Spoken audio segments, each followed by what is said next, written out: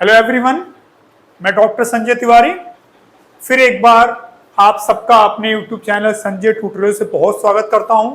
और फिर PGT commerce income tax के जो वीडियोस शुरू हो चुके हैं उसमें एक नए वीडियो के साथ जुड़ने जा रहा हूं। अब तक मैंने इनकम टैक्स से रिलेटेड 4 वीडियोस अपलोड किए हैं। जो इनकम टैक्स का जो सिलेबस है उसमें जो इंपॉर्टेंट डेफिनेशंस का पार्ट है उससे लिखा गया। एक बेसिक, दूसरा पर्सन, तीसरा एसएससी, इसकी ठीक पहले की वीडियो में असेसमेंट ईयर और प्रीवियस ईयर का टॉपिक था। आज मैं एक बहुत इंपॉर्टेंट चैप्टर कवर करने जा रहा हूं, इंपॉर्टेंट डेफिनेशंस में एग्रीकल्चरल इनकम, कृषि आय, जिससे डेफिनेट आपके एग्जाम्स में क्वेश्चंस पूछे जाते हैं। इनकम टैक्स में इस एग्रीकल्चर इनकम्स का अपने आप में बहुत इंपॉर्टेंस है। डिफरेंट टाइप्स ऑफ इनकम्स होती हैं, उनमें से एक इनकम एग्रीकल्चर इनकम है और इनकम टैक्स एक्ट में इसको डिफाइन किया गया है 21A में।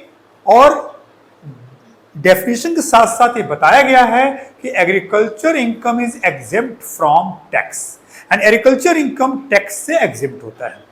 ये हमारे इंडियन कॉन्स्टिट्यूशन में कहा गया है कि कभी भी central government of India agriculture income पे टैक्स लगाने के लिए कोई विधेयक बिल नहीं लाएगी। हाँ, वहीं एक इम्पावर भी दिया गया है कि स्टेट गवर्नमेंट चाहे तो अपने स्टेट के डेवलपमेंट के लिए एग्रीकल्चर इनकम पे टैक्स लगा सकती है। लेकिन टिल डेट आज तक किसी राज्य सरकार ने भी एग्रीकल्चर इनकम पे कोई टैक्स नहीं लगाया है। यानी आज की डेट तक एग्रीकल्चर इनकम पे कोई टैक्स नहीं लगा है, क्योंकि आपको पता ही है कि हमारे फार्मर्स की स्थिति बहुत खराब है। जहां वो खराब फाइनेंशियल कंडीशन के चलते सुसाइड करते हैं। पूरा जो हमारा एग्रीकल्चर है वो क्लाइमेट के ऊपर बेस्ड होता है। कभी बारिश न होना, कहीं बहुत ज़्यादा बारिश हो जाना, कभी सूखा पड़ जाना, बहुत से ऐसे रीजंस हैं जब उनका फसल अच्छा नहीं हो पाता है, उस फसल का अच्छा पैसा उनको नहीं मिल पाता। आइए आज हम इनकम टैक्स के पॉइंट ऑफ व्यू से एग्रीकल्चर इनकम्स की बात करेंगे। उसमें सारा कंटेंट्स मैंने तैयार किया है, देखता हूं क्या है। आज हम लोग पीजीटी कॉमर्स में किस टॉपिक्स पे हैं? इनकम टैक्स पे हैं, ठीक है। और इनकम टैक्स टॉपिक्स की बात करते हैं आपसे, और ये इंपॉर्टेंट डेफिनेशंस में है। और आज का टॉपिक एग्रीकल्चरल इनकम है, कृषि आय, जिसको डिफाइन किया गया है under section 21A under income tax act 1961। ये है आपका, ठीक है। अब आइए थोड़ा सा हम डेफिनेशंस के पहले कुछ और बातें करेंगे। सबसे पहले कृषि आय, एग्रीकल्चर इनकम कौन सी है और कौन सी नहीं है, इसके बारे में आपसे बात करेंगे। बहुत इंपॉर्टेंट चीजें हैं। मोस्टली स्टूडेंट ये समझ नहीं पाते हैं कि कौन सी इनकम एग्रीकल्चर इनकम है, कौन सी इनकम एग्रीकल्चर इनकम नहीं है। तो किसी भी इनकम को एग्रीकल्चर इनकम तभी माना जाता है जब उसमें 3 एलिमेंट्स, यानी उसमें 3 एलिमेंट्स होंगे। पढ़िए, लिखा हुआ है essential elements of agriculture income, कृषि आय के आवश्यक तत्व। अगर किसी आय में 3 तत्व होंगे, 3 एलिमेंट्स होंगे तो एग्रीकल्चर इनकम। पहला, income must be derive from land, यानी जो आय हो वो भूमि से होनी चाहिए, ठीक है ना। यानी कि आय भूमि से होनी चाहिए, income must be derive from. दूसरा, land must be situated in India, वह भूमि भारत में स्थित होनी चाहिए। तीसरा, income must be derive from agriculture process, और वह भूमि कृषि कार्य के लिए यूज की जा रही हो, यानी land must be use for agriculture purposes.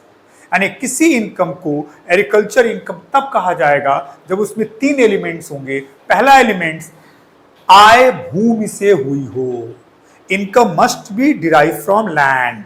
दूसरा, वह भूमि भारत में स्थित हो, land must be situated in India. और तीसरा, land must be use for agriculture purpose, और भूमि कृषि कार्य के लिए यूज की गई हो। कृषि कार्य मीन्स खेत को जोतना, बीज डालना, पानी डालना, ठीक है, फर्टिलाइजर, पेस्टिसाइड डालना, जो भी एक फसल उगाने का तरीका है वो एग्रीकल्चर प्रोसेस है। खेत को जोतना होगा, बीज डालना होगा, पानी डालना होगा, खाद डालना होगा, टाइम टू टाइम जो उसमें दवाइयां पड़ती हैं वो डालना होगा। It's called agriculture process.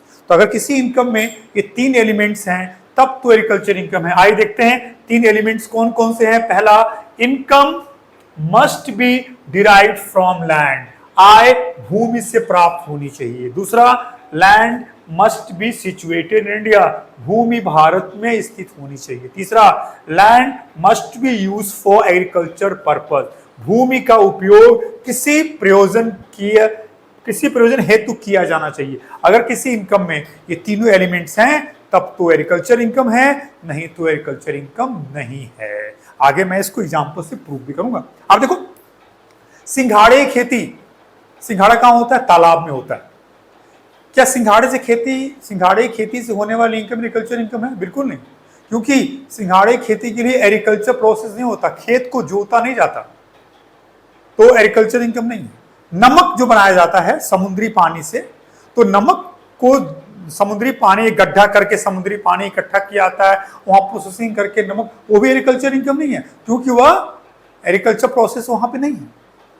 तो बहुत से ऐसे इनकम्स हैं जहां एग्रीकल्चर प्रोसेस नहीं है। आपका लैंड है और आप उस पर मैरिज हाउस खोल दिए हैं, आपको इनकम हो रही है, तो क्या एग्रीकल्चर इनकम है? नहीं।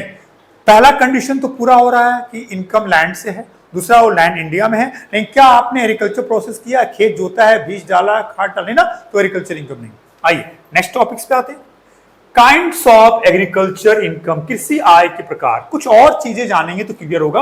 कृषि आय कई तरीके होते हैं। पहला, रेंट और रेवेन्यू डिराइव फ्रॉम लैंड, भूमि से प्राप्त किराया या आगम, इसको लगान कह लें तो ज्यादा सही होगा, लगान। ठीक है ना? आइए, क्या मतलब है? अगर मेरे पास एग्रीकल्चर लैंड है लेकिन मैं जॉब करने के लिए दिल्ली चला गया, अब मेरा एग्रीकल्चर लैंड क्या होगा? तो मैंने अपने आसपास के लोगों को बुलाया, कहा भाई लो हमारी एग्रीकल्चर लैंड पे, हमारे लैंड पे एग्रीकल्चर करो, फसल उगाओ, अपने भी लो, थोड़ा मुझे भी दे दो। तो मैंने अगर अपना एग्रीकल्चर लैंड दूसरे को दे दिया, दूसरा बंदा उस पर एग्रीकल्चर कर रहा है और मुझे उसके बदले में लगान या किराया दे रहा है, तो वो मेरे लिए एग्रीकल्चर इनकम है, क्योंकि सारा काम हो रहा है लैंड से है, लैंड इंडिया में है और एग्रीकल्चर प्रोसेस से मुझे पैसा मिल रहा है। तो अगर हम अपने एग्रीकल्चर लैंड को किसी दूसरे को दें, दूसरा अगर उस पर एग्रीकल्चर करे, मुझे किराया लगान दिया, फसल ही दे, तो वो एग्रीकल्चर इनकम होगा। Second, income from agriculture land. देखिए, कृषि भूमि से आए, मतलब जो इनकम है ना वो एग्रीकल्चर, यहां पे थोड़ा सा एक मिनट, एक और स्टेप देख लेता हूं। हाँ चलिए आइए, इनकम फ्रॉम एग्रीकल्चर लैंड। यहां पे जो स्टेटमेंट है थोड़ा सा टाइपिंग में मुझे गड़बड़ लग रहा है। यहां पे इनकम फ्रॉम एग्रीकल्चर, ठीक है ना, यहां कृषि एग्रीकल्चर प्रोसेस होना चाहिए था। एग्रीकल्चर प्रोसेस आपको अभी एक्सप्लेन करता हूं, ठीक है ना, ये लैंड से वो कर दीजिएगा। Income from agriculture process, agriculture process क्या है? वही इनकम एग्रीकल्चर इनकम मानी जाएगी जब मैंने अपने खेत में एग्रीकल्चर प्रोसेस किया हो, खेत को जोता हो, बीज डाला हो, खाद डाला हो। अगर अपने आप पेड़ पौधे उग जा रहे हैं और उनको बेच के मैं पैसा कमा रहा हूं, तो एग्रीकल्चर इनकम नहीं है। स्वतः उगे पेड़ पौधे से होने वाली आय कृषि आय नहीं है। तो वो आय तभी कृषि आय मानी जाएगी जब वो एग्रीकल्चर प्रोसेस किया गया हो, खेत जोता गया हो, पानी डाला गया हो, बीज डाला गया हो, खाद डाला गया हो। तीसरा, third, income from operation to make agriculture produce saleable, कृषि उपज को बिक्री योग बनाने के संचालन से। ये क्या है? जो आप फसल उगाते हैं ना, वो फसल उसी फॉर्म में बाजार में बिक गया। कुछ फसल ऐसा है जो उस फॉर्म में बाजार में नहीं बिका। आप सब्जियां उगाए, तोड़े, बाजार में ले गए, बिक गया, ठीक है। आप बहुत सी चीजें सेम प्रोसेस में बाजार में बिक गया, गन्ना है, सब्जियां बिक। कुछ ऐसे फसल हैं जो जिस फॉर्म में खेत में होते हैं बाजार में दूसरे फॉर्म बिकते हैं। जैसे टबैको, तंबाकू के पेड़ होते हैं, हरे हरे पेड़ होते हैं, लेकिन वो बिकता कैसे है? वो बिकता है, उसको सुखाया जाता है, उसका बंडल बनाया जाता है, उसको गोल गोल करके बनाया जाता है लड्डू टाइप में, और तब वो बिकता है। तो तंबाकू की बात करें, तंबाकू को बाजार में बेचने के लिए उसके शेप को बदला जाता है। तो अगर कोई ऐसा प्रोडक्ट्स है जिसको बाजार में बेचने योग्य बनाने के लिए उसके प्रोसेसिंग के थ्रू उसका आप रूप बदल रहे हैं, तो उससे भी जो इनकम होगी वो एग्रीकल्चर इनकम मानी जाएगी। पर ये income from operation to make agriculture produce saleable, कृषि उपज को बिक्री योग्य बनाने के संचालन से आए, किसी प्रोडक्ट्स को बाजार में बेचने योग्य बनाने में जो भी आय कमा रहे हैं वो एग्रीकल्चर इनकम है। Income from sale of agriculture produce, आपने जो फसल उगाया है जब उसको बाजार में ले जाके आप बेचेंगे तो जितना आपने लगाया था उससे ज्यादा बेचेंगे, जो प्रॉफिट्स होगा वो एग्रीकल्चर इनकम होगा। यानी फसल को उगाने के बाद उसको बेचने से जो आय होगा वो एग्रीकल्चर इनकम होगा। इनकम फ्रॉम एग्रीकल्चर हाउस और फार्म हाउस, कृषि गृह या फार्म हाउस से इनकम। आपका आप जो एग्रीकल्चर करते हैं ना, उसके लिए आपने एक छोटा मोटा बिल्डिंग बना लिया है और उस बिल्डिंग में आप सारा अपना बीज, खाद, ट्रैक्टर सब कुछ रखते हैं। लेकिन पता है आपको, जो इंडियन फार्मर्स हैं वो पूरे 12 महीने अपने एग्रीकल्चर में एंगेज नहीं रहते हैं। बीज डाले, कमाने चले गए, काटना हुआ वापस आ गए। तो उस बीच में जब agriculture farm house, agriculture house का यूज नहीं है तो आप किराए पे उठा सकते हैं। तो एग्रीकल्चर हाउस को अगर आपने किराए पे उठाया है थोड़े समय के लिए, तो जो भी किराया आपको एग्रीकल्चर फार्म हाउस से मिलेगा वो एग्रीकल्चर इनकम मानी जाएगी, बशर्ते ये प्रूफ होना चाहिए कि आपने उस बिल्डिंग का यूज एग्रीकल्चर पर्पस के लिए किया है। Next, number 6, income from saplings और सीडलिंग्स, जो गमले में पेड़ पौधे उगा के आप बेचते हैं ना, अगर आप वो पेड़ पौधे खरीद के गमले में उगा के बेचते हैं तो एग्रीकल्चर इनकम नहीं है, और वो पेड़ पौधों को आप उगाते हैं, गमले में रखते हैं, तब बेचते हैं, तो वो आपका एग्रीकल्चर इनकम है। ये 6 तरह के इनकम एक बार मैं रिवाइज करूंगा 6 को। पहला क्या है, देखिए ध्यान से। पहला है कि रेंट और रेवेन्यू डिराइव फ्रॉम रेंट, वह भूमि जो आपने किसी दूसरे को दे दिया है यूज करने के लिए, वह उस पर एग्रीकल्चर करके आपको किराया या लगान दे रहा है, तो वह एग्रीकल्चर इनकम है। दूसरा, आप जो एग्रीकल्चर आप कर रहे हैं वो एग्रीकल्चर इनकम तभी मानी जाएगी जब उसमें एग्रीकल्चर प्रोसेस हो। अपने आप उगे पेड़ पौधे, घास पौधों से होने वाली इनकम एग्रीकल्चर इनकम नहीं है। प्रोसेस मींस उसको खेत को जोता गया हो, बीज डाला गया हो, खाद डाला गया, तब वो एग्रीकल्चर इनकम होगी। तीसरा, कि आप किसी उपज को, यानी कुछ ऐसे फसल हैं जो खेत से बाजार में सेम फॉर्म में नहीं जाते हैं, उसका फॉर्म बदला जाता है। कुछ ऐसे प्रोडक्ट्स हैं जिनका बाजार में पहुंचाने से पहले उसका फॉर्म, उनका रूप बदला जाता है, तो उससे भी होने वाली इनकम एग्रीकल्चर इनकम। फिर इनकम फ्रॉम सेल ऑफ, किसी उपज को यानी प्रोड्यूस को बेच के जो कमाएंगे तो वो एग्रीकल्चर इनकम है।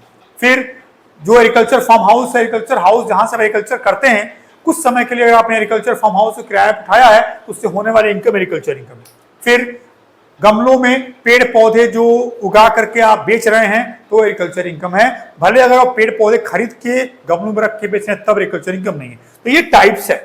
अब देखिए यहां पे मैंने क्या बताया आपको, थोड़ा टॉपिक्स पे वापस आए हम लोग। मैंने आपको बताया कि एग्रीकल्चर इनकम में 2 चीज बताया। एग्रीकल्चर इनकम कब कहा जाएगा, जो उसमें 3 एलिमेंट्स हो। वो इनकम लैंड से हुआ हो, लैंड इंडिया में सिचुएटेड हो, और उस लैंड पे एग्रीकल्चर प्रोसेस हुआ हो। ये 3 बताए, तभी वो इनकम एग्रीकल्चर इनकम होगी। एग्रीकल्चर इनकम के टाइप्स बताए हैं। अब एग्रीकल्चर इनकम की मीनिंग बताने जा रहा हूं, अब आपको समझ में आएगा। ये वही है, अंडर सेक्शन 2(1)A में एग्रीकल्चर इनकम को डिफाइन किया गया है, और इसमें 3 पार्ट्स है। डेफिनेटली पार्ट ए जो मैं आपको एलिमेंट्स बताया वो ये पढ़िए। एनी रेंट और रेवेन्यू डिराइव फ्रॉम लैंड, भूमि से प्राप्त कोई भी किराया या आगम which is situated in India, वो लैंड इंडिया में सिचुएटेड हो, is use for agriculture purpose. देखिए पार्ट ए में जो डिफाइन किया गया है वो कहा गया है कि वो आय भूमि से हो, वो भूमि भारत में स्थित हो, और उस भूमि को किसी कार्य के लिए प्रयोग किया। ए पार्ट्स कंप्लीट। बी पार्ट्स में क्या है पढ़ते हैं, आइए। Any income derive from such lands bye agriculture operation, वही इनकम मानी जाएगी जो एग्रीकल्चर ऑपरेशन की गई हो। अगर अपने आप पेड़ पौधे जो उगे हैं उससे जो इनकम हो रही, कभी एग्रीकल्चर इनकम नहीं है। अगर आपने खेत जोता है, बीज डाला है, खाद डाला है, तब वो एग्रीकल्चर प्रोसेस है, तब वो इनकम एग्रीकल्चर मानी जाएगी। एनी प्रोसेस बाय कल्टीवेटर और receivers of rent in kinds which renders the produce fit for market, जो फसल सेम बाजार में नहीं बिकेगा तो उसको बाजार में बेचने योग्य उसको आप चेंज करेंगे तो उससे भी होने वाली इनकम एग्रीकल्चर इनकम है। The sale of such produce, और जो फसल उगाए हैं उसको बेचने से होने वाली इनकम भी एग्रीकल्चर इनकम है। ये बी पार्ट्स में आया। C parts, any income from farm house, अगर एग्रीकल्चर बिल्डिंग या फार्म हाउस है जहां से आप एग्रीकल्चर को ऑपरेट्स करते हैं, उस एग्रीकल्चर फार्म हाउस को किराए पे देने जो भी मिलेगा वो भी एग्रीकल्चर इनकम है। ये 3 पार्ट्स में हम एग्रीकल्चर इनकम को डिफाइन किए हैं अंडर सेक्शन 2(1)(a) में, part A, part B, part C. अब ये कितना आसान हो गया इसको समझाना मेरे लिए। आइए अब आगे बढ़ते हैं, क्या है।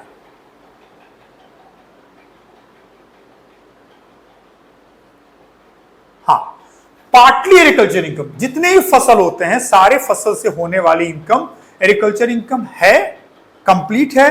कुछ ऐसे फसल हैं जिनसे होने वाली इनकम कुछ एग्रीकल्चर है, कुछ नॉन एग्रीकल्चर है।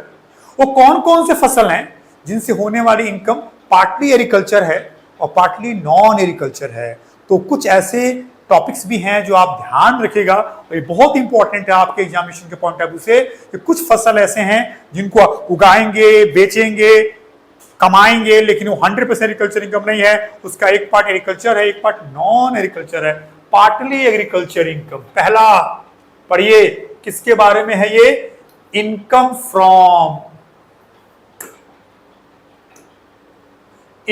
From manufacturing and selling of T. चाय का बागान देखा आपने दार्जिलिंग वगैरह में? चाय कैसे बनता है? उसके पेड़ होते हैं, उस पेड़ में से पत्ते तोड़े जाते हैं, प्रोसेसिंग की जाती है, तब चाय बनती। तो चाय का बागान होता है, आप चाय पत्ती बनाते हैं, बेचते हैं। तो चाय को बनाने से पूरे साल भर में जितना आप कमाए हैं उसका 60% एग्रीकल्चर इनकम होगा और 40% नॉन एग्रीकल्चर इनकम होगा, मतलब बिजनेस इनकम में जा काउंट जाएगा। मान लीजिए आपने एक साल में चाय की खेती से 10 लाख कमाया, तो चाय की खेती की 10 लाख का 60% 6 लाख एग्रीकल्चर इनकम हो गया और 40% 4 लाख नॉन एग्रीकल्चर इनकम हो गया। Income from selling coffee after growing and curing by the seller, अगर आपने कॉफी को उगाया और उसको बेचा और उसमें क्या प्रोसेस किया है, ग्रोइंग और क्यूरिंग अगर किया है, तो 75% agriculture income, 25% non agriculture income. Coffee में 2 है। दूसरा, income from sale of coffee which had been grown, cured, roasted and grounded, अगर आपने ये प्रोसेस किया है तो इस केस में आपका यहां सिर्फ 2 प्रोसेस था, ग्रोइंग एंड क्यूइंग, और यहां ग्रोन, क्यूर्ड, रोस्टेड, ग्राउंडेड, तो 60% एग्रीकल्चर, 40% नॉन एग्रीकल्चर। फिर इनकम फ्रॉम ग्रोइंग रबर की मैन्युफैक्चरिंग कर रहे हैं तो 65% एग्रीकल्चर और 35% नॉन एग्रीकल्चर। रबर की खेती भी होती है, रबर का पेड़ होता है, उससे बनाए जाते हैं, उसका 65% एग्रीकल्चर और 35%। एक और है पॉइंट थर्ड, इसकी अलग है, बताता हूं ये क्या है। अगर आप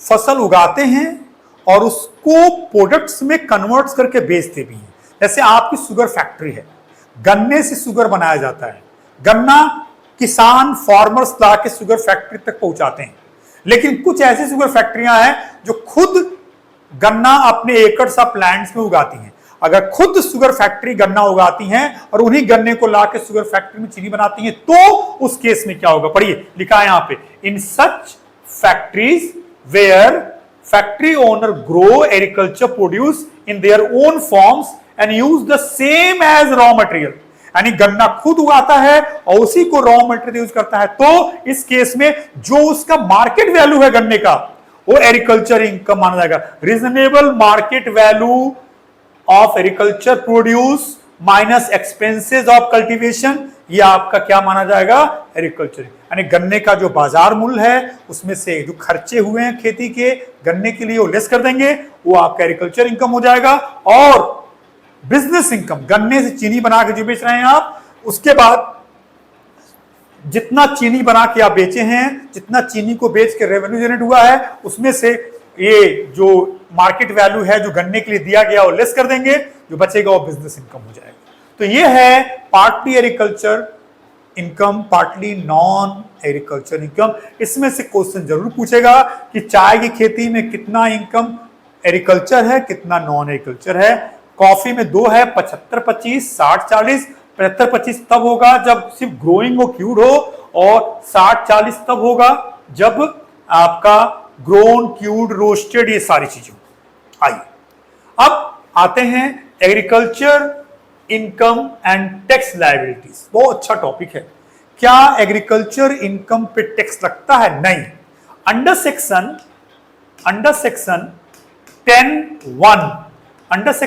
10(1) में बताया गया है कि agriculture income is exempt from tax. लेकिन सुनिए, ये तब है जब आपकी इनकम सिर्फ एग्रीकल्चर इनकम हो। अगर आपकी एग्रीकल्चर इनकम भी है और नॉन एग्रीकल्चर इनकम भी है तो इस केस में कुछ अलग इनकम टैक्स में लॉ है। यानी सिर्फ एग्रीकल्चर इनकम है तो एग्जेम्प्ट फ्रॉम टैक्स। अगर आपके पास एग्रीकल्चर इनकम भी है और नॉन एग्रीकल्चर इनकम भी है तो इस केस में दोनों को जोड़ा जाएगा, दोनों को जोड़ के टैक्स लगाया जाएगा, और बाद में जितना टैक्स एग्रीकल्चर इनकम पे लगा है वो लेस कर दिया जाएगा। बट ऐसा तब होगा जब 3 कंडीशंस होंगे। यानी कब एग्रीकल्चर इनकम को नॉन एग्रीकल्चर इनकम में जोड़ा जाएगा, टैक्स लगाया जाएगा, और बाद में एग्रीकल्चर इनकम में टैक्स लेस हो जाएगा। पढ़िए, पढ़ते क्या दिया। Agriculture income is exempt from tax but it is added to the total income of an assessee if it fulfils the following 3 conditions. कब एग्रीकल्चर इनकम को नॉन एग्रीकल्चर इनकम जो 3 कंडीशन पूरा हो। पहला कंडीशन क्या है, ये देखते हैं। The total non agriculture income of SSC exceed the amount of exemption limits, जिसमें ये 2.5 लाख, 3 लाख, 5 लाख। यानी पहला कंडीशन कब है? जब एग्रीकल्चर इनकम को नॉन एग्रीकल्चर जाएगा, जब एसएससी का नॉन एग्रीकल्चर इनकम जैसे income from salary, house property, business, others, ये 2.5 लाख से ज्यादा हो, जब 60 साल से कम एज हो, 3 लाख से ज्यादा हो जब 60 से 80 के बीच में एज हो, और 5 लाख से ज्यादा हो जब 80 साल से ऊपर एज हो। तो पहला कंडीशन क्या है? एग्रीकल्चर को नॉन एग्रीकल्चर तभी जोड़ा जाएगा जब नॉन एग्रीकल्चर इनकम कुछ केस में 2.5 लाख से ज्यादा हो, 3 लाख से ज्यादा हो, 5 लाख से ज्यादा हो। करदाता की कुल गैर कृषि आय छूट सीमा राशि से अधिक हो, अर्थात 2.5 लाख, 3 लाख, 5 लाख। दूसरी शर्त क्या है? His net agriculture income exceeds 5,000, और तभी एग्रीकल्चर इनकम को नॉन एग्रीकल्चर में जोड़ा जाएगा। दूसरी शर्त क्या है कि नेट एग्रीकल्चर इनकम 5,000 से ज्यादा हो, और 5,000 से कम होगा तो नहीं जोड़ा जाएगा। जब उनकी शुद्ध कृषि आय 5,000 रुपए से अधिक हो, शुद्ध कृषि आय मतलब फसल के जो बेच के पाए हैं वो, उसमें से फसल की लागत घटाएंगे तो आएगा। तीसरा क्या है? The assessee is an individual HUF, body of individual, association of person और आर्टिफिशियल जुडिकल। ये तभी होगा जब एसएससी या तो इंडिविजुअल हो, या HUF हो, या AOP है, BOI हो, या आर्टिफिशियल जुडिकल पर्सन। यानी कब एग्रीकल्चर इनकम को नॉन एग्रीकल्चर इनकम में जोड़ा जाएगा और टैक्स लगाया जाएगा? जब 3 शर्तें पूरा हो। पहली शर्त, एसएससी की non agriculture income exemption limit से ज्यादा हो, 2.5 लाख, 3 लाख या 5 लाख। एसएससी की नेट एग्रीकल्चर इनकम 5,000 ज्यादा हो, और एसएससी बिलोंग करता हो या तो इंडिविजुअल, HUF, AOP, BOI या आर्टिफिशियल जुडिकल पर्सन। ये था हम लोग का कुछ, मैंने कुछ एक्सप्लेन किया। अब कुछ MCQ डिस्कस करते हैं जो हम लोग पढ़े हैं। Power to impose tax on all income except agriculture income. Agriculture income को छोड़ के और किसी भी इनकम पे टैक्स लगाने का सेंट्रल गवर्नमेंट को है। किसको है? बट एग्रीकल्चर इनकम पे टैक्स लगाने का राइट सिर्फ स्टेट गवर्नमेंट्स को है। ये इंडिया के कॉन्स्टिट्यूशन में कहा गया है, power to impose income tax on agriculture income is with state government. Constitution में कहा गया है सेंट्रल गवर्नमेंट कभी भी किसी आय पे कर लगाने के संबंध में कोई भी अध्यादेश नहीं लाएगी संसद में, लेकिन राज्य सरकार चाहे तो अपने डेवलपमेंट के लिए कृषि पे टैक्स लगा सकते हैं। आज तक भारत में किसी राज्य में कृषि पे कर नहीं लगा। Question 3, agriculture income is included in the following heads of income. Agriculture income किस इनकम में जुड़ता है पता है आपको? बिजनेस इनकम्स में। एग्रीकल्चर कृषि आय को आय के निम्नलिखित शीर्ष नहीं, कृषि आय को किसी में शामिल नहीं किया जाता। कृषि आय अलग एक कैटेगरीज ही होती है, तो इनमें से कोई नहीं। ठीक है, आइए नेक्स्ट। एग्रीकल्चर इनकम इंक्लूड्स क्या है? इनकम बाय एग्रीकल्चर वर्क, ठीक है। इनकम फ्रॉम ग्रोइंग फ्लावर, ठीक है। Rent on agriculture land for agriculture work, सही है। यानी ये सब एग्रीकल्चर इनकम में आता है, ये सब कृषि आय कैटेगरी है। According to income tax act which of following are agriculture income, कौन एग्रीकल्चर इनकम है? Income from livestock breeding, पशुधन नहीं, क्योंकि इसमें एलिमेंट्स नहीं है जो 3 एलिमेंट्स होते हैं। इनकम फ्रॉम कैटल ब्रीडिंग, पशुपालन, ये भी नहीं है। इनकम फ्रॉम पोल्ट्री फार्मिंग, ये भी नहीं है। Rent receive from agriculture land है, क्योंकि इसी में तीनों एलिमेंट्स आते हैं। आय भूमि से हो, भूमि भारत में हो, और भूमि किसी कार्य के लिए यूज की गई हो।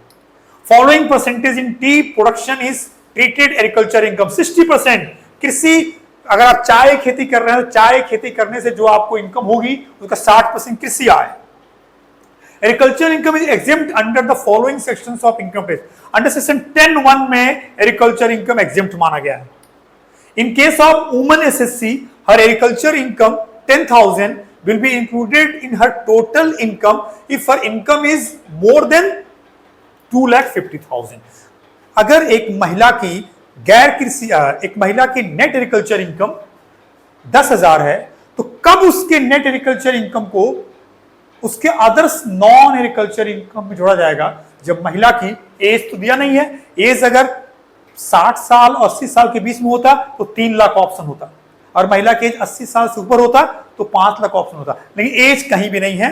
केवल महिला करदाता के मामले में उसकी 10,000 कृषि आय उसी कुल आय में शामिल की जाएगी यदि उसकी आय 2.5 लाख से क्या हो ज्यादा हो। कब कृषि आय को यानी एग्रीकल्चर इनकम को नॉन एग्रीकल्चर इनकम में जोड़ा जाता है? पहला, जब एग्जेम्पशन लिमिट से ज्यादा हो income, non agriculture income, agriculture income 5,000 ज्यादा हो, SSC, individual, HUF, BOI, AOP या आर्टिफिशियल ज्यूरिडिकल पर्सन हो।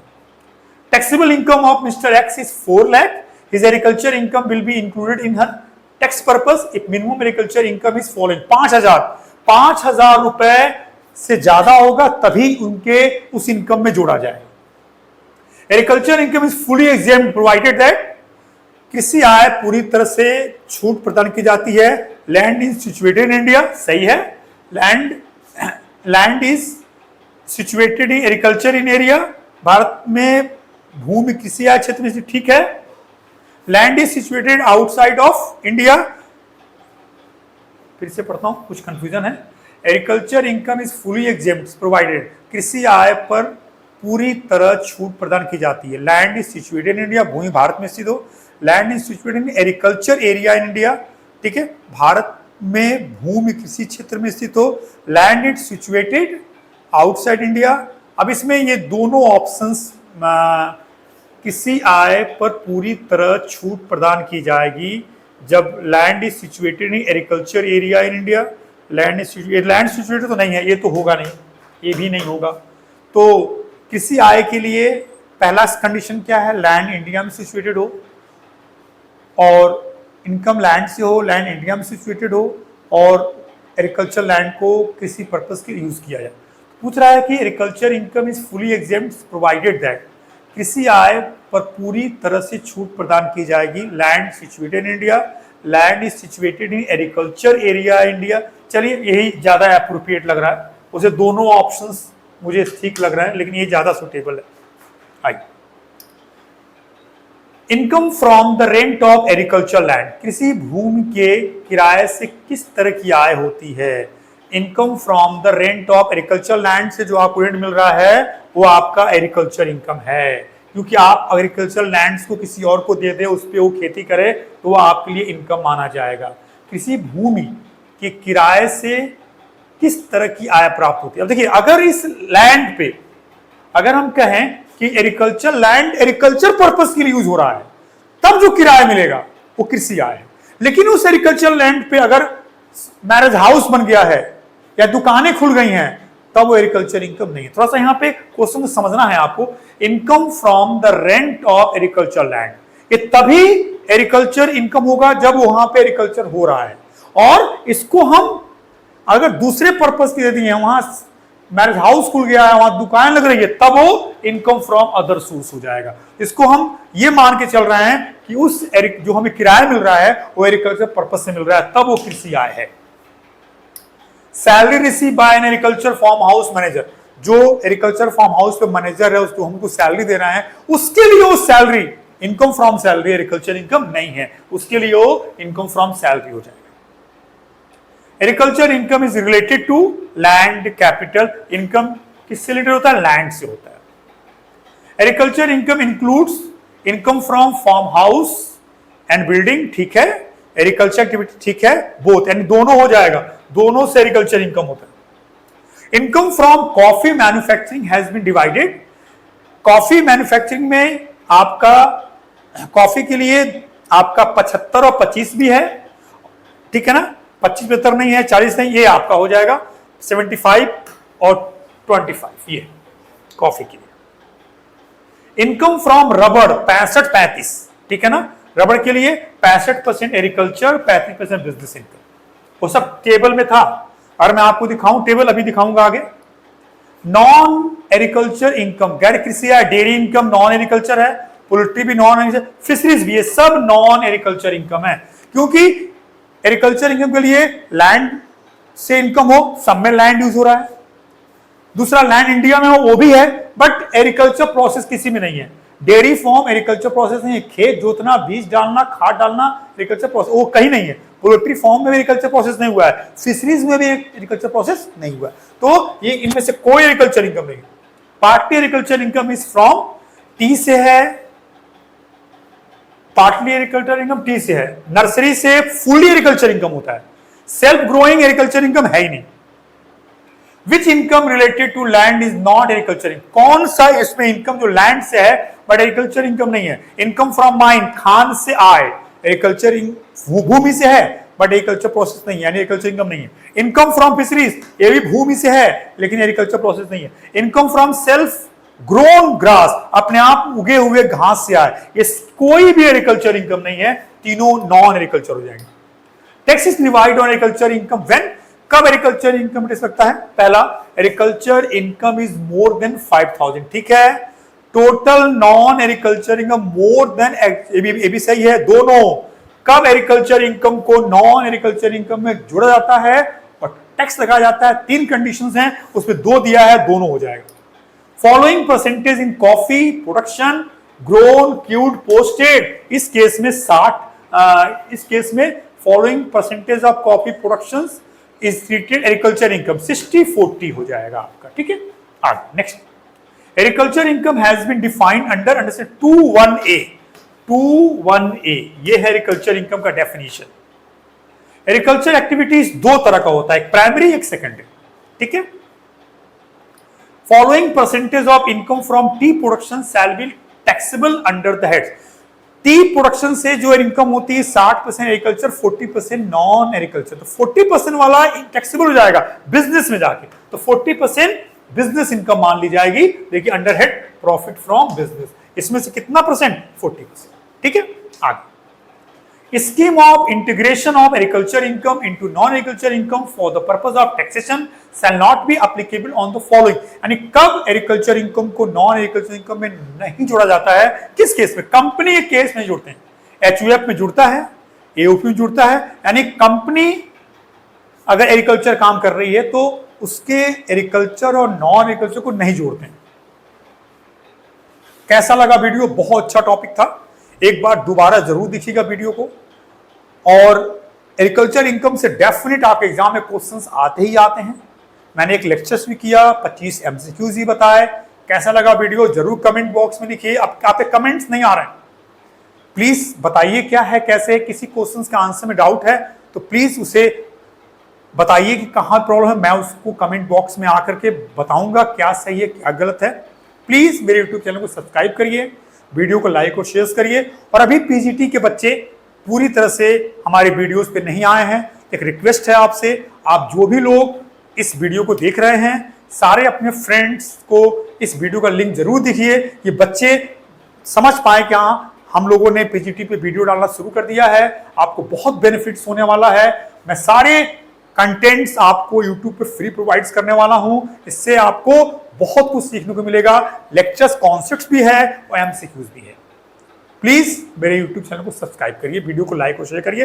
फिर बहुत जल्दी एक नए टॉपिक के साथ मिलता हूं, तब तक थैंक्स।